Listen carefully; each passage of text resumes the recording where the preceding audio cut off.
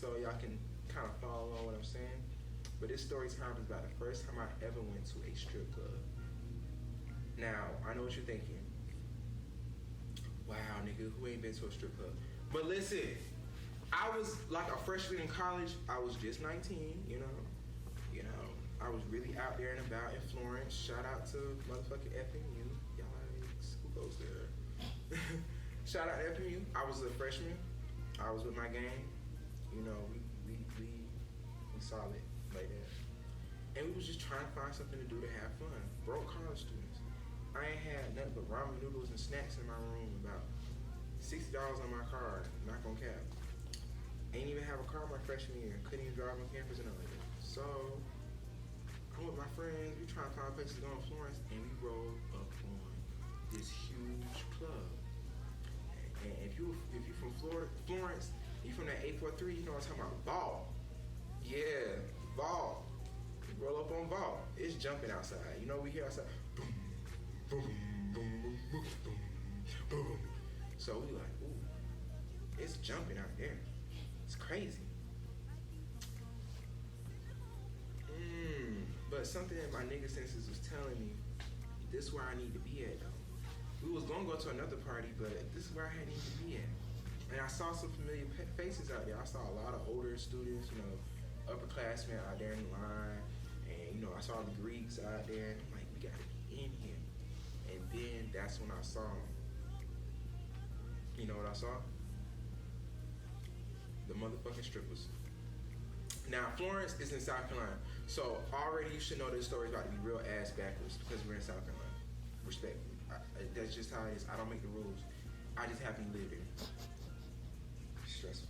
So we get in the line. The bodyguard, the bouncer, bodyguard, whatever the dude was, he's patting everybody down.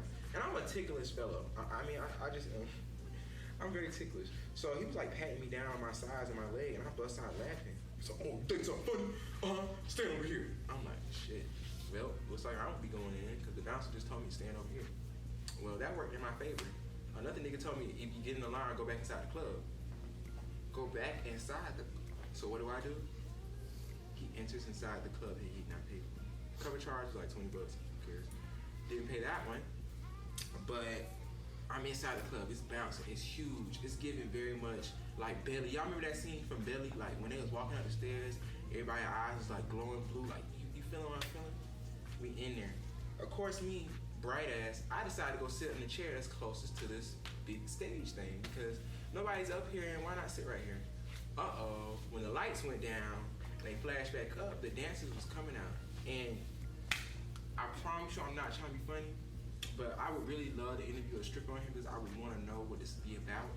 I saw him like wiping down the floor and then wiping down the pole, and then they was spraying Fabuloso. What's the Fabuloso? Strippers. What that Fabuloso be about? I'm so serious. What that Fabuloso be about? Like, I know a lot of strippers smell like Fabuloso. Is that what y'all wash your money in? Or y'all G-string? I don't know. So, of course, I'm not old enough to buy a drink, but I do want a drink. And I see a girl going around getting, like, serving drinks. So I go up to her and I was like, I'm trying to be on my, you know, I'm 21. Yeah, believe me, I'm 21. What do you guys serve at your bar? Something, you is not 21, but what you want to drink? And I was like, well, what do y'all got? You can get a shot or you can get our Kool-Aid. I said, I'll take both. Because I'm that nigga. That's why I'm going to take both. And should I took both? Hell no. Because that shot was more than a shot. It was about a good gulp in that hole. When I took that shot down, it's like I popped an X pill. I don't know what came over me. It's like I saw a flash of light. I seen all kind of crazy shit. Now the girl who bought us the drink, she was pretty, and she had on like a little, like temporary outfit, if that makes sense, like a temporary outfit. I saw her have her pasties on. I wasn't staring, but she had her pasties on. She ain't had no bra on. No shade. So I'm just thinking, oh, she's a bartender. Not even 15 fucking minutes later, this bitch is doing hula hoops on the fucking stage. When I tell you Florence strippers are the most different strippers I've ever seen, like I think they will go viral on the internet for their stripper like techniques. Like they would shut the pink down. Like I seen a girl like just go bouncing across the floor one time. I seen a bitch get on the ground and start chopping her legs, like doing back flips, cartwheels, hula hoops, tricks, like all kind of shit, right? I mean, it was amazing. And there was this big ring in there, and the stripper, she had her leg in the ring. They was playing Dreams and Nightmares. Now, if you know me, you know I love Dreams and Nightmares. I love Dreams and Nightmares. Like, that's one of the only contributions I really respect from Meek Mill. Like, if they was like, you can never listen to one artist for the rest of your life, I would take Dreams and Nightmare and then just drop Meek Mill off. It's no weirdness. It's just I don't really care for this nigga. But, you know, so Dreams and Nightmares is going, and, you know, it's building up to when the beat drop, right? And so she's swinging, and I guess she's about to do a trick. But that stiletto, pump, in the club, yeah, that shit was locked in that fucking loop. And when I tell you this bitch said, hold on, wait a minute. No, this bitch face planted on the floor. Hold on. She did the Michael Jackson kick to the floor. Ooh, I laughed so fucking bad. Y'all thought, was it? Oh, yeah, I laughed real bad. Real fucking bad. And then I'm like, what the fuck is going on in here? So they get this bitch up off the floor. There's more strippers. I see niggas throwing money up in here. Like, this is how you know you really in the South, when it's like 4 or 5 like real quote unquote heavy hitters of the city outside in their little chargers smoking their cigarettes. Yeah, you're really in the city right there. When it get bad to the point where like you gotta smoke a cigarette on top of the blunt. And that's not no shade to nobody that smokes cigarettes, but I'm just saying, like, when you see the people outside the club, like the heavy quote unquote heavy hitters that want to throw their little $400 in the club, yeah, that's how they do in Florence. They high rollers in Florence, real high rollers. But so we in the club, we vibing, we see all the money getting thrown. This nigga decided to throw the money at the crowd. He said, "Fuck the strippers." So of course, I don't miss my blessings. I don't know who he intended it for, but I know where it ended. In my motherfucking pockets and up under my foot. I kept sliding that motherfucking money up. I walk out that bitch with 20 ones and 2 fives. Yeah. Great night. Excellent night. Excellent night. Would I do it again? Hell yeah. Have I did it again? Absolutely. I mean, if you guys come down to Francis Marion's homecomings and y'all see what we got going on in them fucking clubs, y'all do the same shit too. Niggas will throw money in the crowd. Real crazy. Don't know. I have no control over it. But niggas will throw money in the crowd. So we about to wrap up because listen. I'm tired. It's going on 2-ish, and now clubs and shit close at like 2 o'clock, but this shit was still jumping. It's time to go. I'm looking for the dough. All of a sudden, the whole crowd run. And that is an international black call sign. If you guys don't know, when the black crowd runs, you run too. The point is to be faster than the people that are running. If they're running from that distance, you need to start running from your distance and get the fuck out of ASAP. Get the fuck out of Dodge ASAP. You know, Rocky. So we run out of the door. We're trying to get out the door like, oh shit, this what's going on. Whole time, bitches is fighting in the parking lot. It's a spectacle. Like, bitches is really fighting in the parking lot. I mean, me personally, I love a good fight. That's one excellent way to end off a night. That's what I just seen last night. That was an excellent way to end off the night. I love a good fight. That'll really make everybody go home, you know? But also, it's like dinner with a show. I have my fun, have my laugh, now I get to see my action. As long as the fight is not towards me, I mean, that's not dinner with a show. That's just somebody getting their ass whipped, and it ain't gonna be me, respectfully. But I love to see a good fight. I love it. I just love it. So bitches were just fighting out there, beating each other ass up and down on this gravity ass concrete, because you know nothing is fucking paved in Florence, except the cemetery. No problem. Nothing is paved. So I mean, just think about, you know how when you drive home some broke ass concrete. These bitches is fighting in their best Fashion Nova outfits, dogging, duking it, dogging. Niggas trying to break it up. Nigga got a cigarette in his mouth. Let the fuck go, yeah man, get the fuck out. I mean, a whole kind of shit. Like, no lie, one nigga, he was just fed up with trying to break the shit up. He had a cigarette in his mouth. He was trying to pull the bitch up. He go down, punch the bitch in the back of the head. Do you think she moved? No. She was in her video game mode. She was finishing this. Finish her. This nigga duke her in the back of her head. Another nigga see him duke her in the back of the head. Duke his shit. This nigga done dropped a cigarette. That's how you know he really got knocked out. Cause niggas will never drop their shit in their hand unless they really facing some serious shit. A nigga might crash his car and still hold his cigarette or still hold that blunt.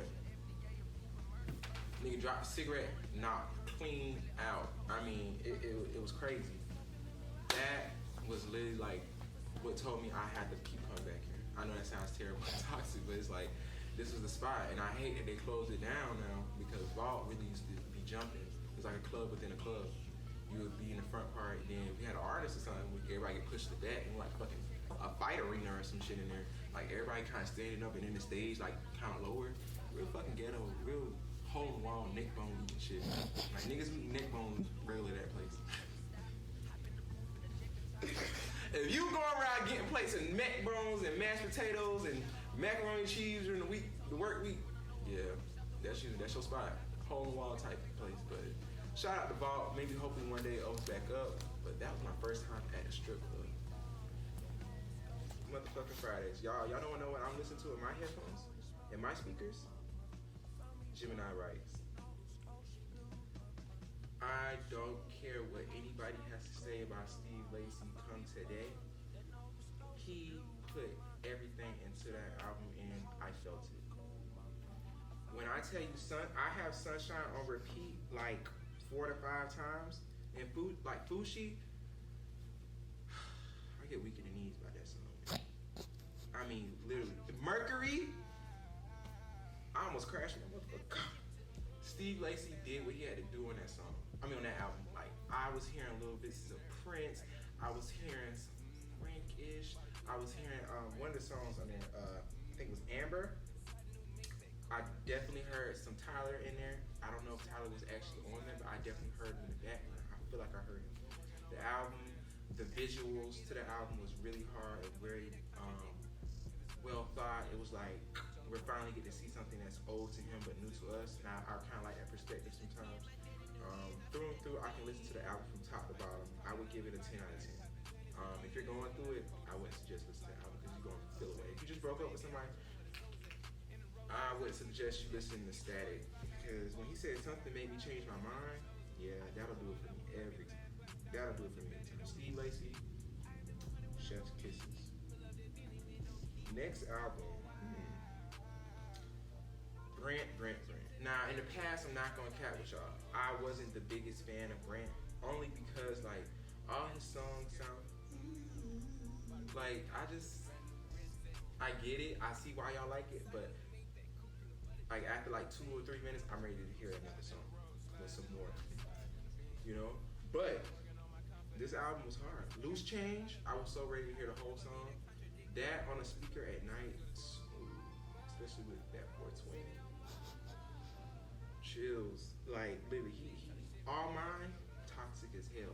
And if you quote that song in a text message, you toxic as hell, and you need to grow up. You need to grow up. You need to grow up, honestly. But Brent, he did what he had to do. I would get an album a 7 out of 10, only because I didn't listen to all the songs. I'm not really a fan of all the songs, but there was a couple of songs that really stuck out to me, like All Mines and Loose Change. And, the song he had on there with Tyler, I love that song. But this is a pretty good album. It's worth the wait. It was actually worth the wait. You know, everybody was like, oh, when is Brent gonna drop? When is Brent gonna drop? Oh, here we go. Let's take it down south, y'all. Glorilla! Shout out to Glorilla. Shout out to her. Because you know what? Her come up was real as fuck. She came outside and said she was fuck nigga free. She didn't give a fuck what y'all said about her teeth. And before she did her first public little radio interview, baby, she had teeth done. They said, what's the first thing you want to get done? Teeth. She said, my motherfucking teeth. She said she got this shit done in Memphis.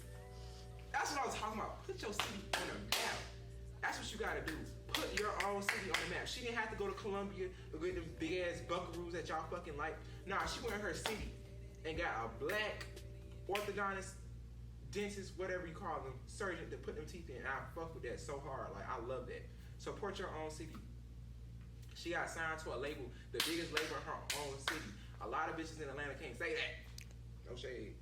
There's a lot of bitches in Atlanta that's rapping that's not signed to QC. And they keeping it cute. QC signed the bitches from Florida. Ain't signed them hoes from Atlanta. Oh, well, some of them. A girl just got signed to QC. She is hard too. Glossy. Yeah, shout out to Glossy. I definitely see some good music coming from her. I definitely fuck with it. But since we talking about female rappers and everything, I couldn't talk about new music and female rappers without talking about Flo fucking Milli. Before we even talk about the album, which is fire, it's hard. I definitely hear it at the kickback. I definitely hear it at the pool party. I definitely hear it at the club. This rollout. For the last couple of weeks, she has been putting out these rollouts with, you know, Love and Hip Hop and VH1 type shit. Like, I don't think y'all understand that is the epitome of like pop culture. Like, when I tell you Tiffany Pollard, like she had me in a chokehold when I used to watch Flavor of Love. Pick a wall. I love her persona. And she got Tiffany doing the intro on the album. It's hard. The songs is hard. Pretty Black Cute. That is a banger on the album. Like the beat, the lyrics. I just love how it all meshes together. Flo Milli 8. Shout out to Flo Milli. She 8. Simple as that. Can't take that away from her. She 8. Let's see.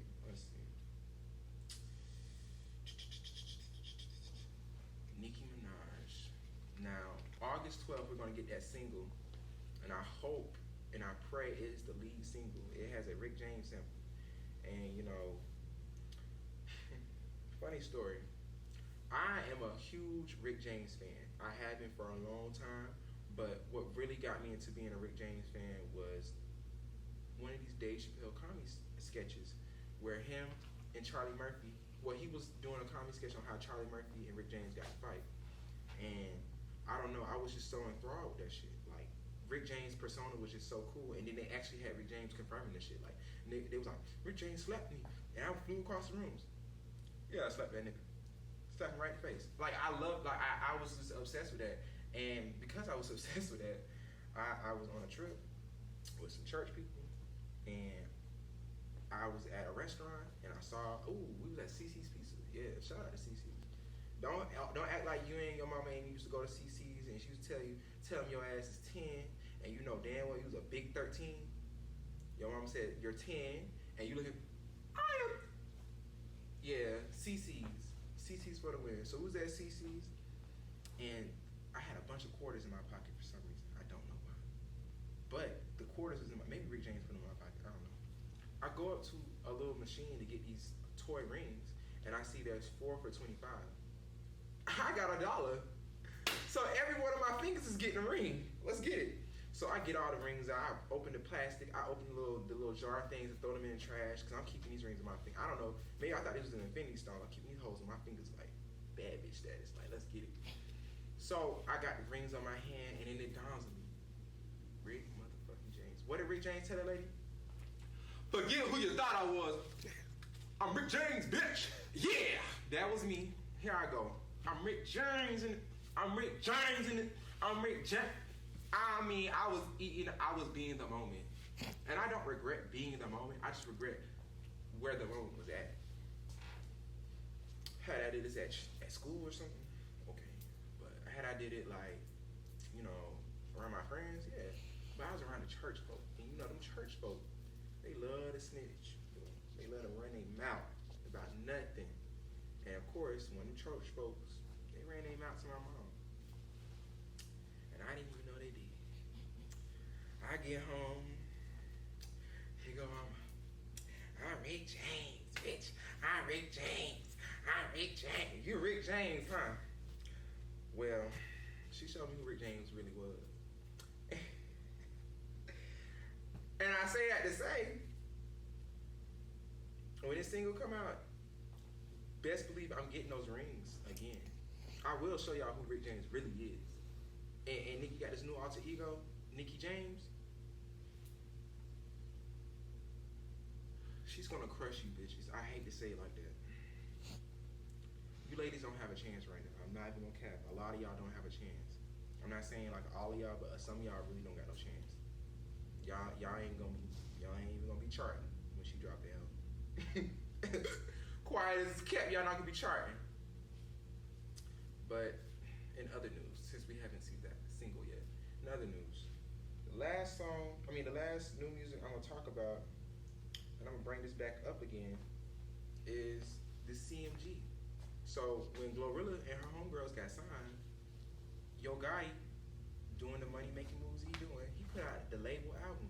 I heard Block Boy JB on it. I ain't heard Block Boy since, what's the song he had with Drake?